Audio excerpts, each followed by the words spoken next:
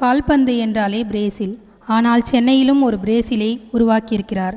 வியாசர்பாடியில் ஏழை சிறுவர்களை கொண்டு ஒரு அற்புத பயிற்சியை அளித்த அந்த பகுதியில் ஒரு கால்பந்து பயிற்சியை செய்து வருகிறார். இந்த நிகழ்ச்சியை பற்றி, இந்த அவார்டை பற்றி உங்களோட கருத்துக்கள்? முதலில் டைகர் டிவிக்கு என்னுடைய நன்றியை தெரிவித்துக் கொள்கின்றேன். இந்த வளர்ந்து உள்ள சென்னையில் ஏறத்தாழ 1000 நெருங்கக்கூடிய குடிசை பகுதியில் உள்ளன. ஆனால் இந்த குடிசை பகுதியில் ஆயிரக்கணக்கான திறமையான, வலிமையான, ஒலிம்பிக்கில் பங்கேற்கக்கூடிய திறமை உள்ள விளையாட்டு வீரர்கள் உள்ளார்கள். அவர்களை கண்டறிவதில் நாம் தவறவிட்டு விட்டோம். அந்த பணியை எங்களால் முடிந்த அளவு நாங்கள் செய்து கொண்டிருக்கின்றோம்.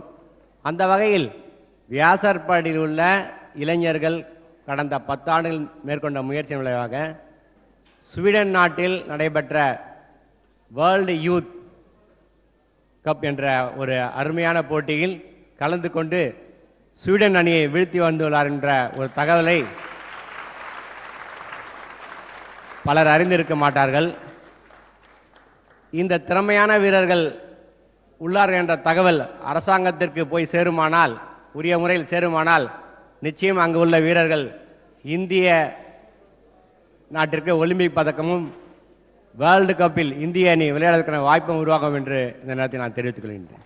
உங்களுக்கு அவார்டு கொடுக்க வரப்போகிறவர் கிட்டத்தட்ட 2000க்கு மேலே கோவில்களுக்கு கும்பாபிஷேகம் பண்ணவர், தன்னோட சொந்த செலவுலன்னு சொல்கிறாங்க.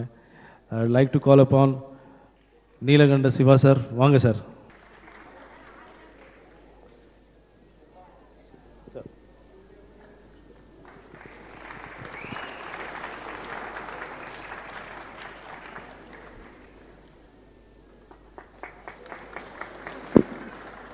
நீங்கள் செய்கிற விஷயங்கள், உங்களோட தொண்டு எப்படி சாத்தியமாக இருக்குது?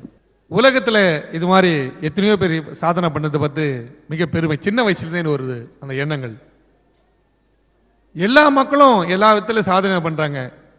நம்ம ஒரு ஜோசியராக இருந்து ஜோசியம் மட்டும் போதாது.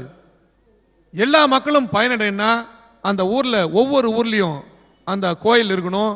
அந்த கோயிலுக்கு இல்லைன்னு சொல்லாமல் சிலைகள் தந்து, யாக சாமான் தந்து, பூஜை பொருள், அன்னதானம் தந்து அந்த கோயிலை சிறப்பித்து ஊக்கம் கொடுவது மூலிமா, நானும் ஒரு கை இருக்கிறேன், நானும் ஒருத்தர் இருக்குன்றது ஊக்கம் கொடுவது மூலிமா அந்த கோயில் சுறுசுறுப்பாக வேலை நடக்குது.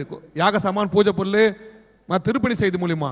அப்போ அந்த கோயிலை எல்லா மக்களும் வணங்கி எல்லா நற்பயனும் பயனடைகிறாங்க. பாருங்க, ஒரு ஜோசியம் மட்டும் பார்த்தா ஒருத்தர் 2 பேர் தான் ஜோசியம் சொல்ல முடியும். ஆனால் ஒரு கோயிலுக்கு செலவு வாங்கி கொடுத்து மூலிமா அந்த தெய்வத்தை வணங்கி எல்லா மக்களும் பயனடைதை பார்த்தா நிச்சயமா அது ஒரு பெரிய ஒரு சந்தோஷமா நினைக்கிறேன். ஏன்னா எல்லா மக்களும் பயனடையணும், அதான் என்னுடைய குறிக்கோள். அந்த கோயிலுக்காகவும், திருப்பணிக்காகவும், கும்பாபிஷேகத்துக்காகவும் செய்தல பெருமைப்படுறேன். இந்த நிகழ்ச்சியை கலந்து கொண்ட அனைவருக்கும் என்னுடைய நன்றியை தெரிவித்துக் கொள்கிறேன். இந்த நிகழ்ச்சியை நடத்திய டைகர் டிவி நிறுவனத்தாருக்கும், இந்த நிகழ்ச்சியை நடத்திய அனைவருக்கும் என்னுடைய மகிழ்ச்சியை தெரிவித்துக் கொள்கிறேன். நன்றியை தெரிவித்துக் கொள்கிறேன். நன்றி, வணக்கம்.